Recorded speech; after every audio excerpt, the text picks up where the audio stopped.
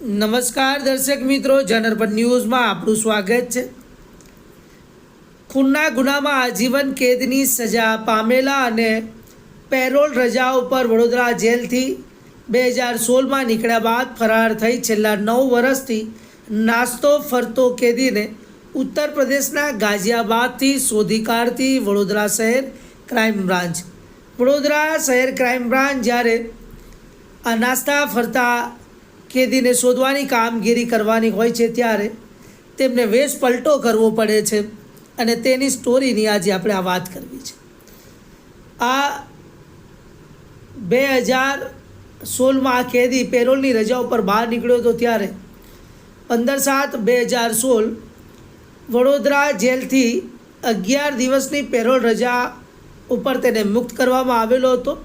કેદીને રજા પૂર્ણ થઈ હોવાના 26/7/2016ના રોજ પરત વડોદરા મધ્યસ્થ જેલ ખાતે હાજર થવાનું હતું, પરંતુ આ કેદી જેલમાં પરત હાજર થયેલો નહીં અને બારોબાર ફરાર થઈ સતત તપાસ કરતા આ કેદી અંબુજા સિમેન્ટ ખાતે મજૂરી કામ કરતો હોવાની માહિતી વડોદરા ક્રાઇમ બ્રાન્ચને મળી હતી।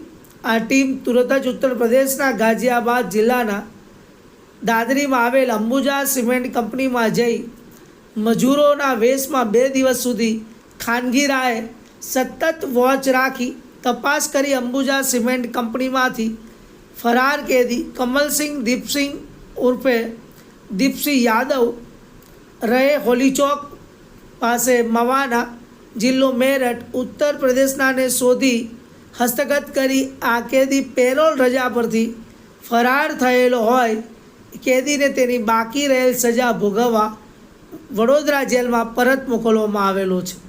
તો પકડાયેલો આરોપી, જેનું નામ છે કમલસિંહ દીપસિંહ ઉર્ફે દીપસિંહ યાદવ, તે હાલ 50 વર્ષનો છે। હોલી ચોક, મવાના, જિલ્લો મેરઠ, ઉત્તર પ્રદેશ રાજ્યનો છે।